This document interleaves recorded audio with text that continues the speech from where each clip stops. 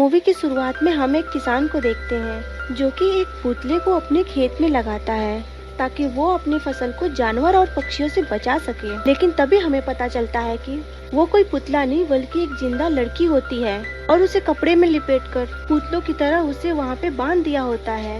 उसी वक्त वहाँ पे बहुत सारे पक्षी आते हैं, वो उस लड़की की आंखों को बाहर निकाल लेते हैं। अब हम 4 दोस्तों को देखते हैं जिसका नाम एज, फरफ्सी, एली और डिमोन होता है। वो सभी लोग वीकेंड एंजॉय करने के लिए हाइकिंग पर जा रहे होते हैं।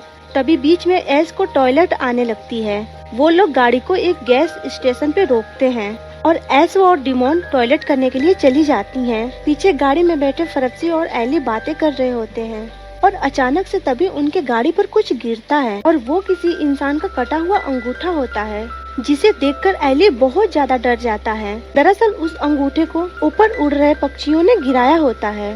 फरफ्सी वाइपर को ऑन करके उसे नीचे गिराने की कोशिश करता है लेकिन उसका ब्लड कांच पे फैल जाता है। इसलिए एली बाहर निकलकर एस और डिमोन को अपनी बातों में बिजी रखता है ताकि वो इस कटे हुए थंब को देखकर ना डरे। तब तक फरफ्सी सब कुछ साफ कर देता है और वो सभी को बताता है कि यहाँ से कुछ ही दूरी पर लेक और खाड़ी है, यहाँ पर जाकर हम आज का दिन एंजॉय कर सकते हैं। बाकी तीनों फ्रेंड उसके बातों को मान लेते हैं। गाड़ी वहीं पर पार्क करके पैदल ही लेक की तरफ निकल जाते हैं। तभी उन्हें वहाँ पे एक बोर्ड मिलता है जिसपे लिखा होता है कि इससे आगे जाना मना होता है, लेकिन वो सभी उस पे बिना ध्यान दिए आगे की ओर निकल जाते हैं। तब आगे जाने पर उन्हें खेत में एक लगाया हुआ पुतला दिखता है और वो सभी उस खेत के पास से होते हुए निकल जाते हैं। लेकिन तभी डिमोन देखती है कि उस एरिया में मोबाइल नेटवर्क नहीं है। फिर वो फरफ्सी पर काफी गुस्सा होती है, उसी ने घूमने के लिए ये लोकेशन सेलेक्ट की थी। आगे जाने पर एस को एक कौवा उंगली खाते हुए दिखाई देता है और वो काफी ज्यादा डर जाती है। लेकिन फरफ्सी बताता है कि वो किसी कीड़े को खा रहा था, इसीलिए बिना सोचे वो आगे की तरफ निकल जाते हैं। हालांकि फरफ्सी और एली को पता होता है कि वो किसी इंसान का अंगूठा होता है। उसी वक्त एक आदमी को उस खेत में भागते हुए देखते हैं जिसके मुंह पर एक नकाब होता है। उसी वक्त वो अपना नकाब हटाता है और जोर जोर से हेल्प के लिए चिल्लाता है, लेकिन पीछे से वो फार्मर आ जाता है, उसे एक रस्सी से खींचकर नीचे गिरा देता है और बाद में वो अपने कुल्हाड़ी से उसे काटकर मार देता है। तभी वो चारों चलते चलते काफी थक जाते हैं। तभी फरफ्सी एक वाइन कैन निकालकर एस को देता है और उन दोनों को वहीं पे रुकने कर कहकर वो दोनों ऊंचाई पर लेक देखने के लिए चले जाते हैं। तभी हम देखते हैं कि एस और डिमोन को झाड़ियों के पीछे छुपकर कोई देख रहा होता है। वहीं ऊपर जाने पर फरफ्सी देखता है कि एक पॉन्ड बिल्कुल उनके सामने ही है, इसलिए एस और डिमोन भी ऊपर चली जाती हैं और सब तालाब को देखकर बहुत ज्यादा खुश होते हैं और फरफ्सी अपने पूरे कपड़े उतारकर तालाब के अंदर चला जाता है और बाद में फरफ्सी और एली भी तैरने के लिए चली जाती हैं। लेकिन एली अभी तक बाहर ही खड़ा होता है क्योंकि वो एस से प्यार करता है और उसे उन सब के साथ में नहाने में शर्म आ रही थी। लेकिन बाद में एस भी उसे अंदर आने के लिए कहती है, फिर वो भी अंदर चला जाता है और वो चारों मिलकर वहाँ पे खूब एंजॉय करते हैं। कुछ देर नहाने के बाद वो सभी बाहर आकर अपने कपड़े पहनते हैं। तब डिमोन कहती है कि मैं बहुत ज्यादा थक चुकी हूँ, इसलिए मैं और एस यहीं पर रुकते हैं और तुम दोनों जाकर गाड़ी यहीं पर लेकर आओ। फरफ्सी उसकी बात मान लेता है और एली के साथ वापस वहीं से निकल जाता है। पीछे एस और डिमोन अकेली बैठी होती हैं। तभी एस को वहाँ पर किसी के होने का एहसास होता है, लेकिन डिमोन उसकी बात नहीं मानती है। जब वो दोनों गैस स्टेशन पे पहुँचते हैं तो उन्हें वहाँ पे अपनी कार नहीं मिलती है, इसलिए वो दोनों काफी परेशान हो जाते हैं। फरफ्सी एली को डांटने लगता है क्योंकि वो कार उसके अंकल की थी, वो ट्रिप के लिए उधार मांग कर लाया था। इस वजह से उन दोनों में झगड़ा होने लगता है। दूसरी ओर उन दोनों को किसी के होने की आहट सुनाई देती है। वो दोनों डरकर वहाँ से भाग जाती हैं और दौड़ते हुए उन दोनों के पास जाती हैं। उन्हें देखकर वो दोनों शांत हो जाते हैं और उन दोनों को बताते हैं कि हमारी कार चोरी हो गई है।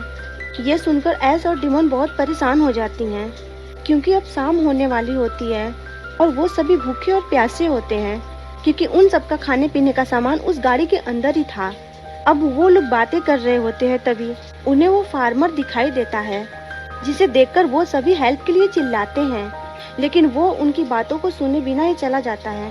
इसलिए वो लोग उस खेत में जाकर उसे ढूंढने का फैसला करते हैं, लेकिन वहाँ पे एक कंटीली जाली होती है जिससे उन्हें निकलने में काफी दिक्कत होती है। बाकी लोग किसी तरह तो दूसरी तरफ निकल के चले जाते हैं, लेकिन फरफ्सी के निकलते समय एक वायर उसकी पैर में फंस जाता है और वो दर्द के मारे चिल्लाने लगता है। एली वायर को बाहर निकालता है तो देखता है कि उसका पैर बहुत ज्यादा जख्मी है, इसलिए वो अपने साइड से उसके खून को रोकता है। वो तीनों आगे उस किसान को ढूंढने के लिए उस खेत में चले जाते हैं, लेकिन फरफ्सी ज्यादा देर तक नहीं चल पाता, इसलिए एस और वो दोनों एक पुतले के पास रुक जाते हैं और डिमोन एली के साथ कुछ हेल्प के लिए वहाँ से निकल जाता है। लेकिन मक्के का खेत बहुत बड़ा होता है, जिसकी वजह से वो काफी आगे चले जाते हैं। तभी उन्हें एक घर दिखाई देता है और एली उन्हें हेल्प के लिए पुकारता है, लेकिन डिमोन उसे शांत होने के लिए कहती है। दूसरी ओर फरफ्सी का दर्द लगातार बढ़ रहा था और एस को वो सिगरेट पिलाने के लिए कहता है।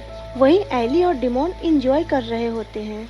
तभी एली को सीटी की आवाज सुनाई देती है, इसलिए वो डिमोन को रुकने के लिए कहता है। जैसे वो पीछे मुड़ता है, वो किसान उसे पीटकर बेहोश कर देता है। उसे देखकर डिमोन बहुत ज्यादा डर जाती है और वो वहाँ से भागने की कोशिश करती है, लेकिन तभी वो उसे भी पीटकर बेहोश कर देता है, जिसके बाद उन दोनों को घसीटते हुए ले जाता है। दूसरी ओर उन दोनों को इंतजार करते हुए काफी देर हो जाती है और रात भी हो जाती है। तभी एस नोटिस करती है कि वहाँ पर लगा हुआ पुतला हिल रहा है। उसी वक्त फ्रेफ्सी कहता है कि मुझे फ्रेश होना है, इसलिए एस उसे उठाकर फसल के पीछे ले जाती है। दूसरी ओर डिमोन को उठाकर अपने घर में ले जाता है, जहाँ पर हम देखते हैं कि उसने कुछ और लोगों को बंदी बनाया हुआ है। डिमोन को भी वहाँ पे बांध देता है।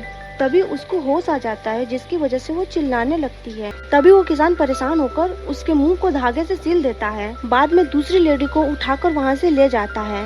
दूसरी ओर फरफ्सी फ्रेश होने में काफी टाइम ले लेता है। तभी एस वहाँ पे खड़े पुतले को देखने लगती है। वो देखती है कि उसमें से कुछ कीड़े बाहर निकल रहे होते हैं।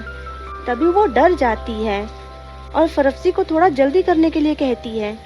दूसरी ओर किसान वो एली को भी घर में ले आता है। तब डिमोन उसे होश में लाने के लिए जोर जोर से चिल्लाती है, जिससे उस किसान को गुस्सा आता है और उसे एक इंजेक्शन लगाकर बेहोश कर देता है। जिसके बाद वो एक मास्क लाता है और डिमोन को पहनाकर चला जाता है। दूसरी ओर एज को फरफ्सी भी जवाब नहीं देता है और वो काफी ज्यादा डर जाती है। तभी पीछे से कोई उसे पकड़ लेता है और वो आदमी उसे चुप होने के लिए कहता है और कहता है कि तुम लोग यहाँ पर आकर बहुत बड़ी गलती कर दी है। बाद में उसे अपने साथ चलने के लिए कहता है और वो दोनों घर के पास चले जाते हैं। वो आदमी उसे अंदर ले जाता है, जहाँ पर वो बताता है उसे कि यहाँ पे जितने भी सभी पुतले हैं उन सब में जिंदा इंसान है और ये सब मेरे डैड करते हैं। मेरी माँ के मौत के बाद उनको ये सदमा लगा था, जिसके बाद यहाँ पे आने वाले किसी भी इंसान को जिंदा नहीं छोड़ते हैं। तभी वो बातें कर रहे होते हैं और बाहर से कोई दरवाजा खटखटा रहा होता है। वो आदमी एस को छिपने के लिए कहता है, क्योंकि वो उसका डैड होता है, जो कि वहाँ पर भरप्सी को लाता है और वो दोनों उसे बांधने लगते हैं। तब वो किसान एली के बॉडी को लकड़ी के क्रॉस पे बांध देता है और उसके हाथ में कीले ठोक देता है। ये सीन वहाँ पे छिपी एस से नहीं देखा जाता और वो वहाँ से बाहर निकलकर उसे रोकती है। तभी वो किसान उसे पीटकर बेहोश कर देता है। अब वो दोनों एली को बाहर ले जाकर उसका पुतला बना देते हैं। वहीं जब एस को होश आता है तो वो अपने आप को बंधा हुआ पाती है। तभी उसके पास उस किसान का बेटा आता है, जो उसे खोलकर वहाँ से बाहर ले जाता है। उसे एक टॉर्च देते हुए कहता है कि तुम जिस रास्ते से आई थी उसी रास्ते से वापस चली जाना, जहाँ पर आगे जाकर तुम्हें एक रोड मिल जाएगी। लेकिन तभी उसका डेविल डैड आ जाता है। तभी हुसैन अपने डैड पे चाकू तानकर एस को वहाँ से बाहर निकाल देता है, लेकिन इसके बाद वो अपने डैड से माफी मांगने लगता है। तभी उसका डैड उसी चाकू से उसे मार देता है। वहीं एस खेत में भागती है, लेकिन उसे बाहर निकलने का कोई रास्ता नहीं मिलता। तभी उसे एक पुतला दिखाई देता है, जिसे एली समझकर वो उसके पास जाती है, लेकिन वो वही किसान होता है, जिसे देखकर एस वहाँ से भागने लगती है, लेकिन वो भी उसका पीछा करने लगता है। आगे जाकर एस नीचे गिर जाती है। तभी वो आदमी उसके साथ जबरदस्ती करने लगता है। तभी उसे एक चाकू से अटैक कर बहुत ज्यादा पीटती है। वो उसे घायल समझकर वहाँ से भागने लगती है। तभी उसे किसी के रोने की आवाज सुनाई देती है, जो कि फरफ्सी होता है, जिसका पुतला बनाया हुआ था। अब एस उसे छुड़ाने के लिए उसकी कीलें निकालने लगती है, लेकिन वो ऐसा नहीं कर पाती। तभी वो किलर वहाँ पे आकर एली पर अटैक कर देता है, लेकिन वो किसी तरह से उसे चकमा देकर वहाँ से भाग जाती है और भागते हुए उस खेत के बाहर निकलकर नीचे गिर जाती है, जिससे वो काफी जख्मी हो जाती है और खड़ी भी नहीं हो पाती।